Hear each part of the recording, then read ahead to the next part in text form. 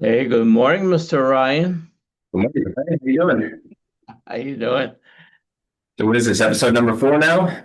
This is episode number three, I think, if I'm not mistaken. So, yeah, this is fun, sharing a little, successful concepts and having two different generations. Actually, we're actually 50 years apart in age, exactly. I'm 78, you're 28, I believe. So that's interesting to see the same thing, but from two different perspectives. And, it's kind of interesting. If I can just, let's see, share my screen very quickly and review a little bit of the cash flow quadrant that we talked about last time.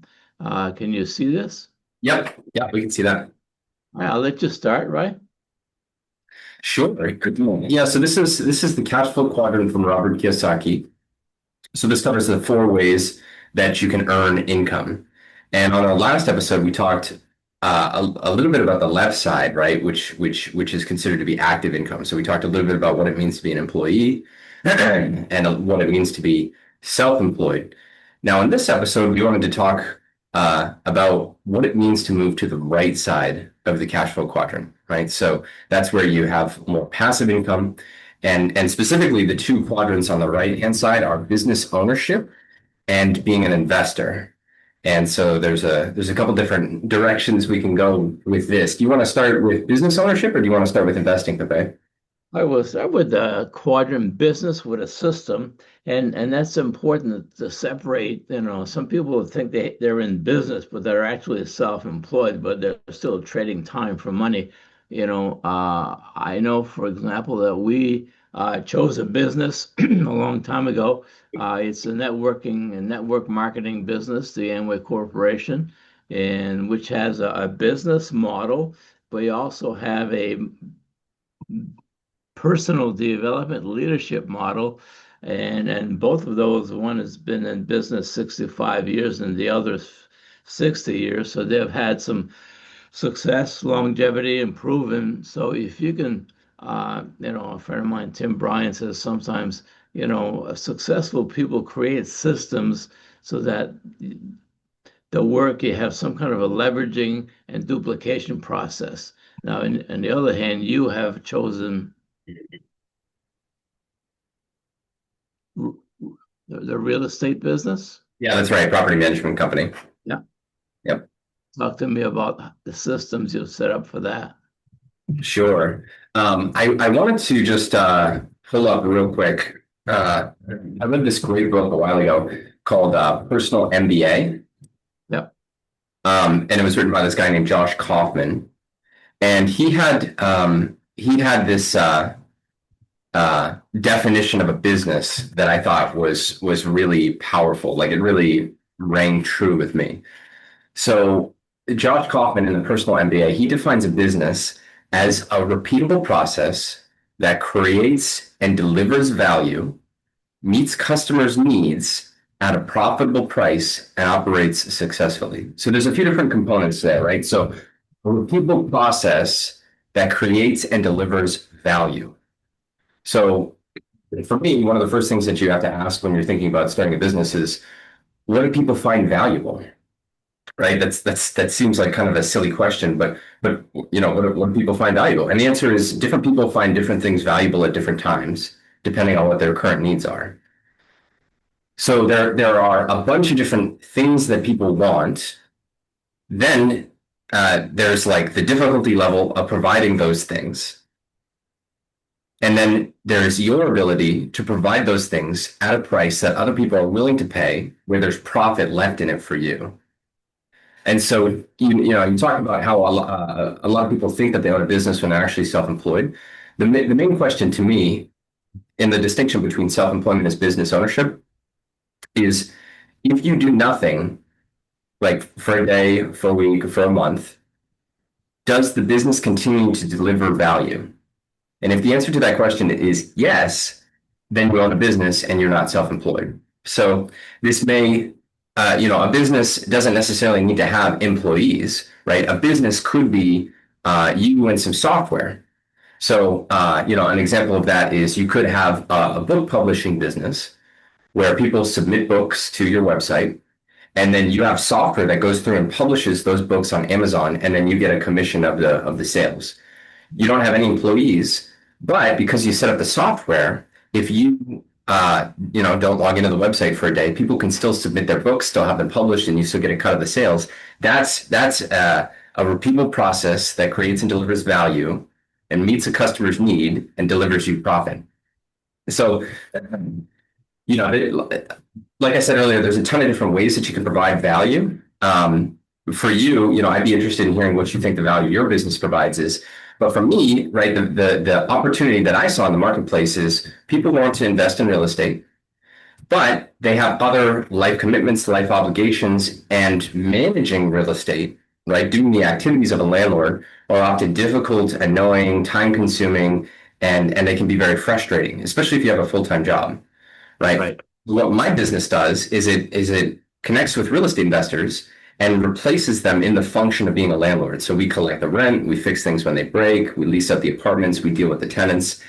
And so this allows people to invest in real estate and not have all of the usual headaches that go along with that, right? We just send them a check and a financial statement and say, hey, your property's performing. And so that's very valuable. So people are willing to pay my company so that they don't have to deal with the ownership part of owning real estate. They still get like the upside potential from being an investor, but then they pay me, an amount that I can profitably deliver that value to them. And then some of the systems that I've set up to deliver that value include my property management software. They include the employees that I've trained. They include the processes that I have set up, where I post my apartments, my lease, all these different processes that I've set up that I now have software and people in place to run for me. Excellent, excellent. So basically, in business, there's two ways you can generate a profit, if you will. One is to provide a service, which what you just mentioned, and the other key aspect is to provide either a product or a service. In our business, we provide both. We provide products, unique premium products, and also an opportunity for people to diversify their income base and be successful. So Jim Rohn talked about the different ways of separating your income, and this kind of goes into a little bit of the reason I think why you are successful is to keep investing not just in property and real estate, but also investing in yourself, right? So as we separate our profits or our income, one of the key things is to give, charitable 10%, to save 10% or more, and to invest 10% in yourself. In other words, if you add more value to the marketplace will pay you more for your expertise and value. And I think you've done that very well. Can you explain to me a little bit how you're still doing that, right? So in the previous episode, we talked about setting up a budget, right? And using some software to help with that. I think some of the ones we talked about were Quicken or YNAB or Monarch Money. All of those are good options. But once you have a budget set up and you have some excess income, the question you need to ask yourself is, what do I do with the savings? We talked about building an emergency fund. That's a great step one. But then once you have the emergency fund built, where do you go from there? And there's a couple different models that you can use. I like the one that you just described, Pepe, which is setting up the different percentages of your income to go into different buckets. So can you repeat the percentages that you just suggested? It was 10% invested in yourself, 10% to charity, and then 10% invested in like investment products. Those are guidelines. Exactly. It's 70, 10, 10, 10. Yeah, I think that's a great guideline, and a good, like, I would consider that to sort of be an intermediate goal to shoot for. The beginner goal is like just get to saving 10% of your income. If you can do that, you are already ahead of most people. Exactly. Goal I would say is, yeah, save 30% of your income, spend 70, And then if people really want to stretch and have a hard goal to go for, try to save 50% of your income and live on 50%. If you can do that, you will become financially independent in, a very short amount of time. So yeah, what do you do? What do you do with that income? So there's a couple different things you can do. I think the first and maybe the most valuable is what you said, Pepe, which is invest in yourself. So that I suggest using a third of your savings to invest in yourself. I think that's a good target. So if you're saving 30%, try to use 10% to invest in yourself. And this can be challenging, Yeah. right? And so what exactly does that mean to invest into yourself? I'll tell you what it means to me, right? To me, it means purchasing books that I can learn from, purchasing seminars or classes that I can attend that motivate, inspire, or teach me. This could be purchasing part of a networking group, right? So some networking groups you have to pay a subscription fee to be a part of. So that this is trying to build your personal capital. So developing more skills, more knowledge, more inspiration within yourself. And to me, the reason that you want to do that is because you are the biggest asset that you own, right? Every other asset will be created by you. So if you can improve yourself and your skills and your attitude and your knowledge, you can get the best ROI on that investment. Would you agree with that? Totally agree with that, Ryan. And I think today, even we have more information available.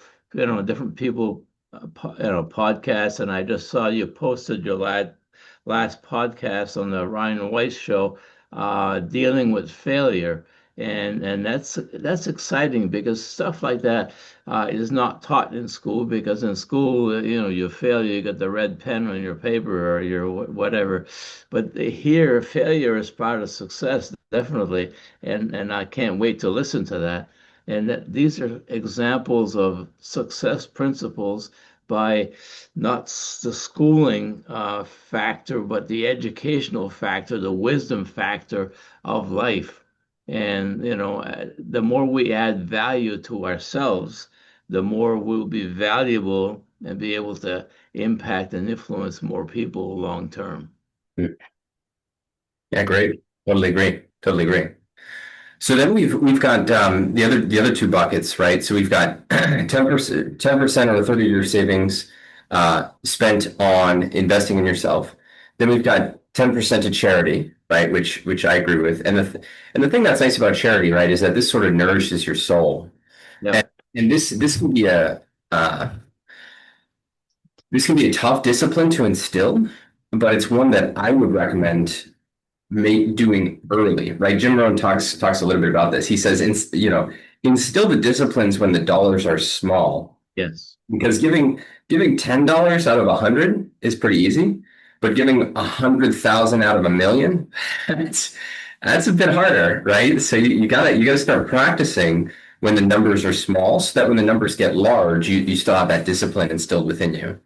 And I totally agree with that. And the thing that's nice about giving to charity is that it can be a huge reason, it can be a huge motivator for you to make more, right? When you start to see the impact that your money is having on causes that you really care about and people that you really care about, it fills you with a great feeling when you make more money because you know that it's going to help more people, you know?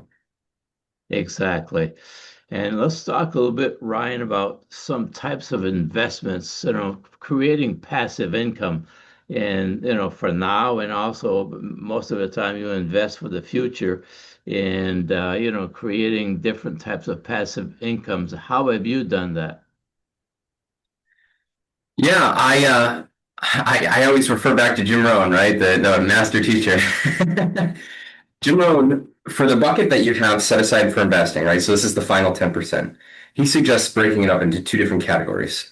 The first is active capital, and then the second is passive capital, right? So active capital is the money that you use to create a profit personally. So these are investments that you control.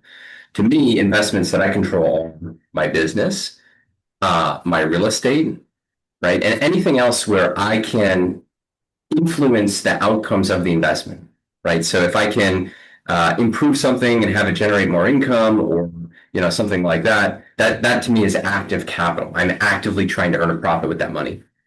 Then on the other bucket, and he suggests splitting these evenly, is capital. So this is money that you give to other people to ask them to earn a profit for you. So this could be something like, investing in a business that you are an owner of. So giving someone a loan to start a business and they'll pay you interest on the loan.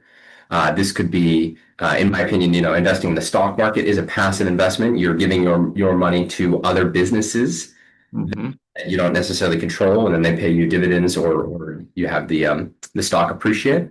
And so I think it's good to have a mixture of both, right? Sometimes people get wiped out when they're an active investor because they make a critical mistake and their capital is destroyed.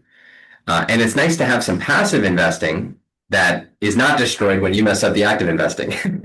And then vice versa too, right? Some people have no money that they're trying to make a profit with. They depend completely on others.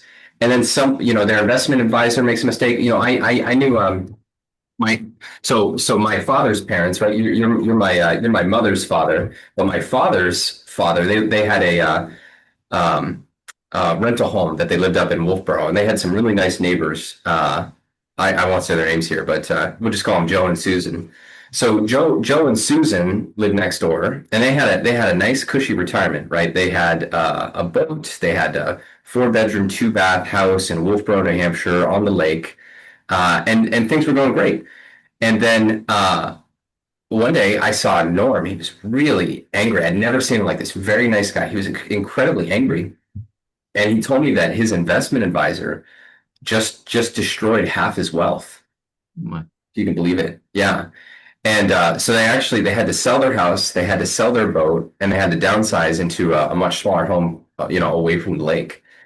And to me, that's just kind of heartbreaking, right? And so thankfully, it was just half his wealth. It wasn't all of his wealth. But that's one of the reasons that you should consider that, number one, diversity of your investments, but then number two, diversity in how you allocate your capital, right? So don't give all of your money to other people to manage, and instead retain management of some of your money. Plus, it's fun. It's fun to try to earn a profit. At least, that's my definition of fun. So Yeah. anyway, that's what I would suggest you invest in. And then there are other things too, like retirement plans that we could talk about, like 401ks and IRAs. But anyways, I want to hear, what you think about what I just said. No, that's great, Ryan. There's different ways, and depending on your age, like you can take more risk when you're younger. You have more time to recuperate, and as you grow in age, past 65, be a bit more cautious about where you put your money because you don't have a lot of time. If you lose a lot there, you don't have a lot of time to recuperate. And the key also is make sure you understand and trust the people that give you advice on your finances. Check them out, get referrals, make sure they're credible as well. An example of your grandparents' friends, the person giving them advice was not totally correct, and it cost them, a substantial amount of lifestyle and quality of life. So basically, invest for long term. And some of the places I know one time, one of my sons bought a lot of silver. So you can invest in, gold, silver, other precious metal. I know you invest a lot in Bitcoins. Every week or every month, you place money in that. So talk a little bit about some of the places you can not invest, but also preserve your income, preserve it from inflation. Hmm. Yeah, well, you touched on something interesting, which is inflation, right? And so inflation is interesting. I wonder if we agree on the causes of inflation. I know we do, but I'll just tell you, why I think it's important to invest. So, I think ideally you could just save dollars in a bank account. Unfortunately, that's not possible. And the reason that is not possible is because the US dollar has no backing, right? So prior to 1978, it was backed by gold. So you could actually go and if you had dollars, you could redeem them for gold bullion. The thing that was nice about that is that the supply of gold is limited. and it's limited because there's only so much gold on Earth, and they can only produce it at a certain rate because it's very difficult to mine. Hmm. So that anchored the dollar's value to an asset that could not be manipulated. Now that the dollar is unbacked, they can print it at will, and they do. And the Federal Reserve has all these sophisticated sort of voodoo equations where they measure the price of beef and eggs, and they say, okay, now we need to print this much money. To me, I'm pretty skeptical of all of it. But the fact is that they're printing money, right? And that is lowering the value of the dollar. And so that's one of the reasons that you have to invest, and you can't just save money in a bank account. Right. Um, would you agree with that? Very definitely. And the key is, again, our friend, Dexter Yeager says basically things, the cost of living double every 10 years. So, if you just put money in a savings account, it will not double in 10 years. So you've got to have some kind of a ratio and percentage that you're investing for long term and you stay ahead of the cost of living, if you will. Yeah, yeah, exactly. Yeah, inflation I think has historically been about 2%. So that means if you invest and you earn 2%, you have just stayed even, Yeah. right? Right. So and I suspect that inflation has been much higher than 2%. That's like the official rate that gets, changed every Right. administration. So as far as what you can actually invest in, like the different asset classes, well, I think first of all, it might be good to talk about retirement accounts, like 401ks and IRAs and 403bs and things like that. To me, those are the most accessible, most basic opportunity for most people to become investors. And so, if possible for you, and it's possible for most people, and in fact, pretty much everyone can open an IRA. I would suggest opening up a Roth IRA, right? Mhm. So through a Roth IRA, you have access to invest in the stock market. And in the stock market, you can purchase a bunch of different types of stocks, a bunch of different types of investments, ETFs, things like that. You can buy gold ETFs, you can buy Bitcoin ETFs, you can buy, shares of Coca-Cola, whatever you want. I read this really great book that I would recommend to you and to anyone listening to this called The Simple Path to Wealth. Have you heard of that book? Did I talk to you about that book? You did, yes. Yeah, so the main lesson behind that book is that picking stocks is a waste of time, right? If you think you can pick winners and avoid the losers, you're wrong. And there's a bunch of different studies on this too. Like they have some studies where they have a monkey throw darts at a dartboard, and their stocks on the dartboard, and they make an investment portfolio out of what the monkey throws. And the monkey throwing darts is usually better than the average investor. So, Funny. so if you want the monkey dartboard strategy, that might be a good one. But otherwise, I would suggest buying what are called index funds. And essentially, what those are is it's just a group of stocks weighted based on the size of the company. And so the S&P 500 is an index fund. If you buy that, you're buying a small share in the top 500 different companies. So you're buying a small amount of Apple, a small amount of Facebook, small amount of Google. The thing that's great about that is if the total stock market increases in value, which it always has historically, you get those gains. But then if any individual company goes bankrupt, you just have that very small sliver that you lose, and you don't lose your total investment. So index funds are great. They're primarily what I invest in for my retirement accounts. And retirement accounts have tax advantages and a bunch of other great things. So if you're just getting started in investing, open an IRA, or if your company has a 401k, use it. Or if you're a government employee or a public school teacher, take a look at the 403b and start there. That's like an excellent step one in my opinion. Excellent. Very good. And the key too, as you mentioned, one key factor is being able to deduct your investments or minimize your tax liabilities, and again, you can make a lot of money and pay a lot of taxes, or if you manage it well, you can pay, we all have to pay taxes to support the system. However, your money is better off in your pocket than the government's pocket. I think we're wiser in managing our own resources than the government is. So that's awesome. Yeah, I definitely agree with that. We are definitely better at managing it than the government. Yeah. And then there are other categories of things that you can invest in, right? So you've got precious metals, Bitcoin, you have real estate. Do you want to talk a little bit about each of these different categories and just give some thoughts on them? Yeah, I'm limited as far as Bitcoin. I mean, you and the younger generations are more in tune with that. And I think it's a viable way, a way of the future as well. And I chose not to uh, kind of go into that path at my age, basically. I kind of stay with something that I'm more familiar with. But different again systems, passive incomes, retirement incomes. Next year I'm going to be 80 years old, and we still have like I think 6 or 7 different sources of income. Again, the key is diversify, like your index stocks. Have a diversified portfolio so you're not dependent on one thing. And again, even though you're getting older, the cost of living is not going down for old people. So you still have to manage your assets and your investments and create passive income along the way. So I'll let you go back into the Bitcoin arena here. Yeah, Bitcoin is really fascinating to me. I've known about it for a long time, but I only started investing in it in a couple of years ago. And to me, Bitcoin is an amazing technology because it's a bit like gold in that it's very rare.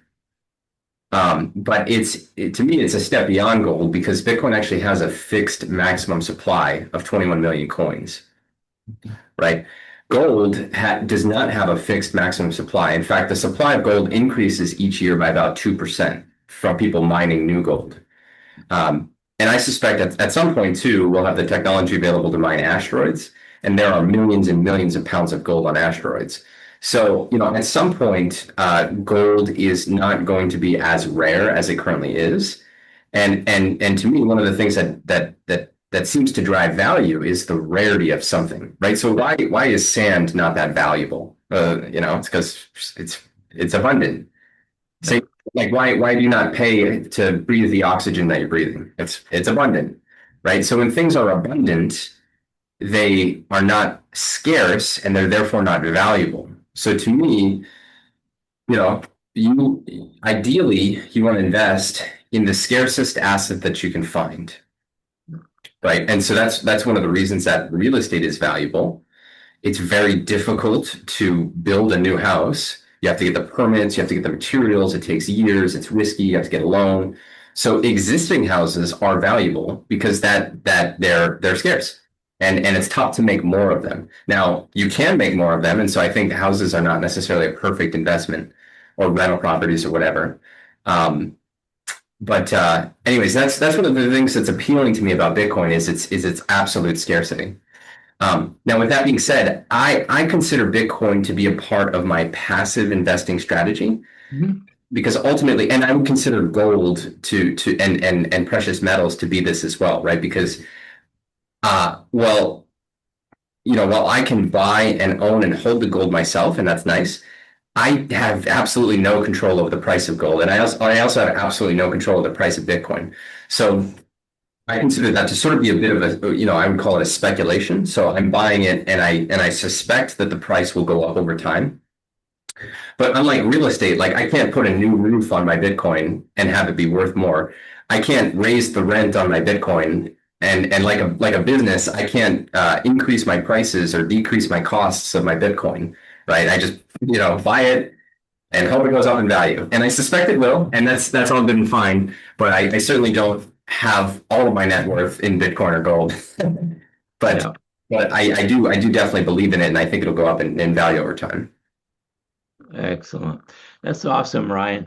We're coming up on 29 minutes here. So basically, just a disclaimer here, we're not financial advisors.